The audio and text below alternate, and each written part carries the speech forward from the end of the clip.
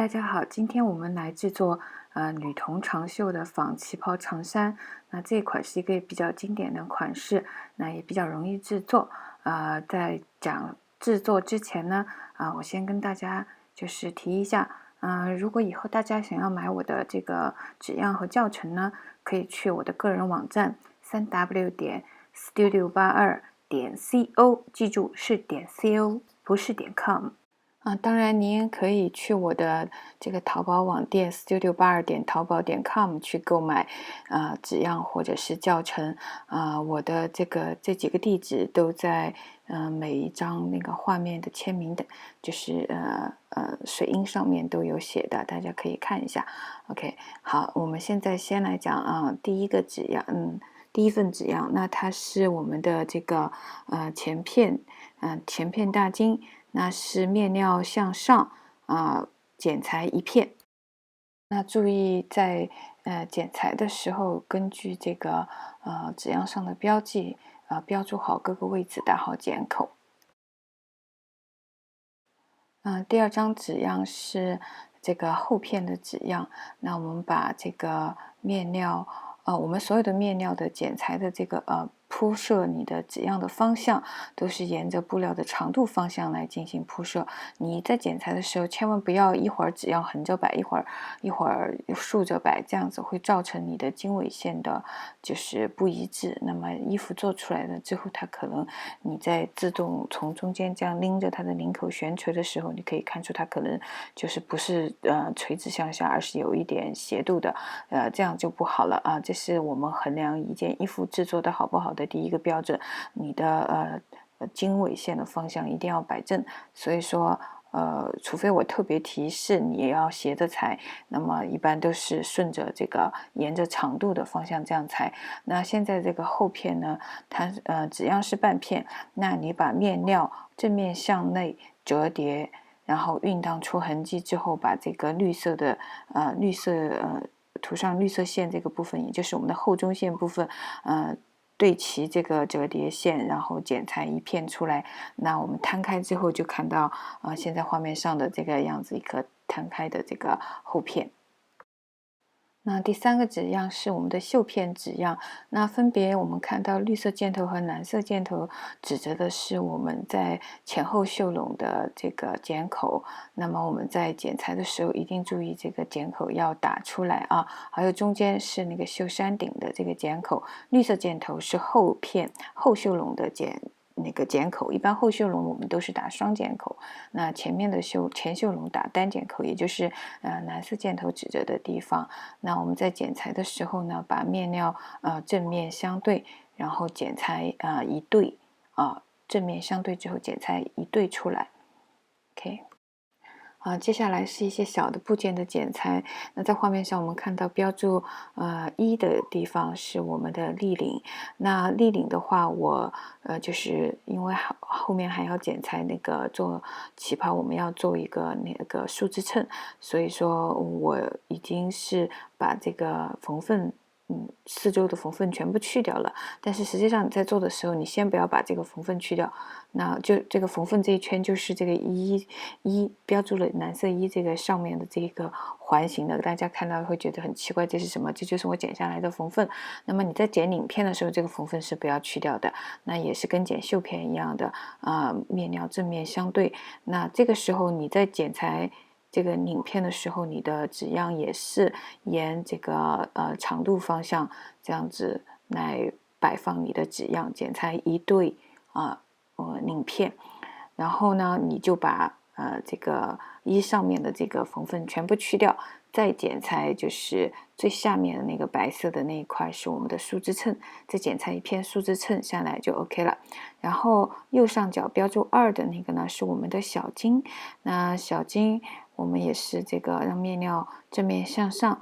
剪裁一片。那标注3的呢是我们的口袋带片，那么是我们面料正面相对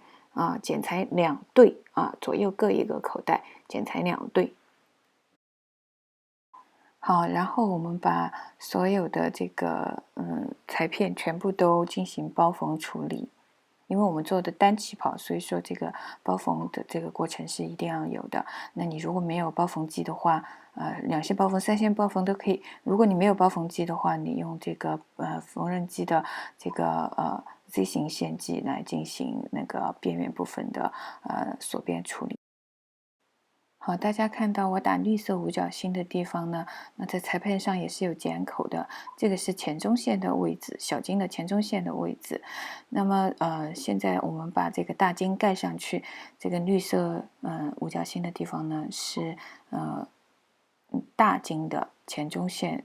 在领口上的起点的位置，这2个地方我们都要标记清楚，那么我才为接下来我们的缝合才不会就是搞错了，这样子你的错位了就不好做了。好，我们现在先来给小筋收边。首先，我们把这个它的边缘部分，就是前中线的边缘部分，我们先把它反面向上，然后把前中线的边缘部分和它的底边的边缘部分，我们把它向内烫折2折，也就是在这个浅蓝色的这个虚线部位，向内折2折熨烫定型，然后车缝1圈，沿这个蓝色虚线车缝1圈来定位定型。好，然后我们把这个大筋反面翻来朝上，然后把大筋开口处的地方，也就是这个绿色虚线的地方，我们也向内折1折，或者是细的折2折都可以啊。然后就是我们留的是1厘米的缝缝，你可以把它折成0.5厘米的2折，也可以直接是1厘米的这样1折，我们把它的边收好。我们的小筋在袖笼上，的剪口呢，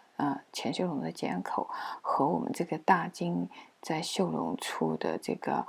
转折点，那么你把这个1厘米的缝缝，也就是绿色虚线这里1厘米的缝缝，你把它折好缝好了之后，那它这个端点将和我们在这个小筋在袖笼上的这个剪口，它们2个是合二为一的。好，然后对齐了这一个剪口之后，我们把这个大筋的这个袖笼部分和底筋的这个袖笼部分的重叠部分，也就是绿色箭头指着的地方我们要把它2个在这里缝合起来，这样子我们的这个袖笼也就右侧的这个袖笼我们也就完整了。OK， 然后同时呢，我们前面的这个前中线开口处的这个地方呢，我们也要把它就是做好这个标记。那么然后与小筋的这个中线的地方我们要对齐，然后用珠针把它固定。大家一定注意，就是我们在这个缝合大筋的这个开筋的这个地方的时候，我们缝合不能超过这个前中线我们的这个标记啊。然后我们就是在画面上现在可以看到这个我们用珠针把它们2片大筋和小筋把它2片在前中线固定的时候呢，这个黄圈圈圈住的这个地方是我们领口的缝缝，一定要因为我们大筋的缝缝已经折下去缝合了，那我们小筋的领口处的缝缝并没有，所以说你就是在进行珠针固定的时候，你要把这个小筋的这个缝缝你要留出来。好，我们现在再把缝合好的这个前片就是大筋加小筋这个部分，它已经成为一个整片了。那我们把它翻来正面向上，然后呢，我们再把这个背后片把它反面向上覆盖在前片的上面，然后缝合蓝色这个线肩部的蓝色线部分让2片连在一起。然后再用这个熨斗将肩部的缝合线分缝烫开，烫平整。然后是缝合我们的袖片到大身处，就是如图摆放这样子来缝合，让它们正面相对缝合。那注意对准它的这个前后袖笼的剪口后袖笼是双剪口，前袖笼是单剪口，一定要对齐。好，然后就是我们来上带片，在画面上我们可以看到红圈圈圈住的这个部位就是我们的上带片的位置。那么在这个纸样上也是打了剪口的，所以说你在裁剪那个原始裁片的时候，你要把这个剪口位置要标记好，然后我们就是带布如图所示，这样子把它缝合在剪口上面，前后片的侧缝一边各缝一个然后方向也是如图所示的方向啊。在上前后片的这个带布的时候，要注意比对一下它们的位置是不是对齐了，不要有那个错位的现象。然后我们把带片向这个医生的反面处沿这个绿色实线这样子压烫出在带口处的折痕。好，然后我们整理一下，让左右侧缝分别对齐几个关键点，就是带口呀、腋下呀、袖口，还有底边处，我们要对齐这几个点，然后就是沿画面上的这个曲线。黄色曲线，我们把这个左右的侧缝将它缝合出来，然后并且用这个熨斗将它们分缝烫开。注意在底边处不是直接缝合到底边，而是缝合到岔口的指点为止。接下来我们来处理这个岔口。那岔口，我们先把岔口，我们先不要就是一直缝到就是岔口的这个地方，我们多留一点出来。那我们现在看到绿色箭头指着的地方，实际上是岔口指点，所以说我们的缝合部位实际上距离岔口还是有一定位置的。我们把它留大一点，然后呢，我们把这个在岔口处的这个缝缝，我们朝内扣烫好然后我们再把这个就是岔口处这个我们没有缝合到位的地方，我们再用手针把它缝合到位，然后把它整烫平整之后，我们再这样子沿岔口两边的岔口，把这个它的岔口就是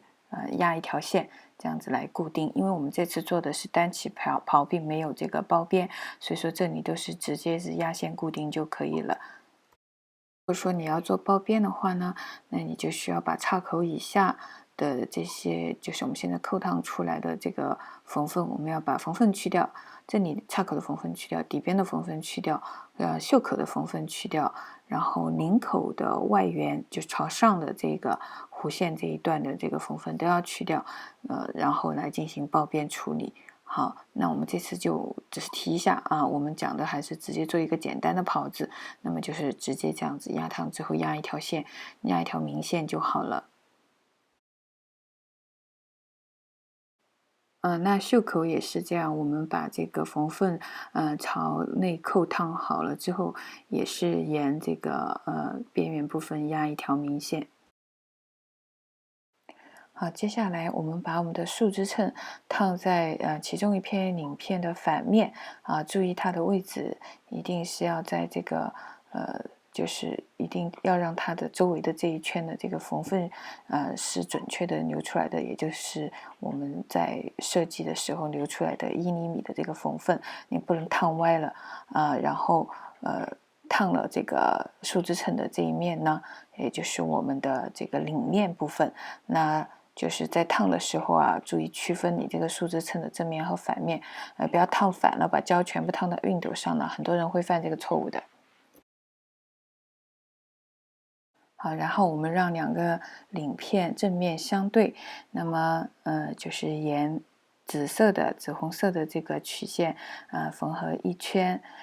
沿黄色的这个领口线呢，我们把它两面都扣烫出来都朝就是领片的反面进行扣烫把这个缝缝扣烫出来。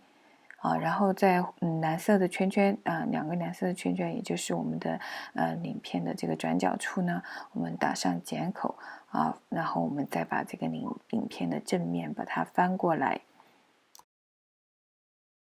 然后再次把这个翻过来的领面进行整烫，把它熨烫平整那得到我们现在画面上看到的这个样子。好，然后就是沿画面上，就是绿色实线这个标注出来的，也就是我们的领圈部分，将领面的底边部分和这个大身的这个领圈处，我们进行先手针缝合在手针缝合的时候，你要对齐几个关键点，也就是你的左右领头，然后你的就是后中线的剪口你不管剪没剪，你左右领头一定要对齐，然后把这个领子均匀的上在这个大身的领圈上面，然后就是你最好就是先用手针这样保证你不会就是太过于就是这边紧那边松了，一定要先上好，然后再用这个缝纫机这样走一圈就比较好了，然后再用手针把这个领里的部分，因为我们之前不是已经扣烫了它的这个缝缝部分吗？那么把这个领里用手针再把它给就是把我们现在刚才做的这个领面的这个缝缝把它夹在这两片领之间，然后用手针把它缝合上去就可以了。用手针把这个领面再次缝合在这个领口上面。那对于不会盘这个蜻蜓柳的这个朋友呢，你可以用一个比较简单且比较时髦的方法，就是用这种画面上我们看到的珍珠扣来代替你的那个盘扣头。那你的盘扣尾呢，一般就是4厘米。那这个是扣头的这部分。那你的就是扣套的那边呢，那你就要看一下，就是扣尾肯定都是4厘米，扣套要多长呢？那你要自己用你做出来的这个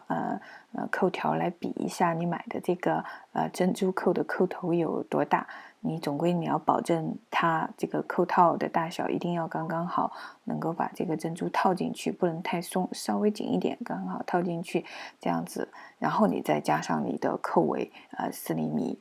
长的扣尾乘以2，那这个4厘米是制成宽，制成长是4厘米。那因为你的扣尾的部分还要弯进去，所以说要是你的扣尾长应该是4厘米加1厘米，弯1厘米进去。好，那么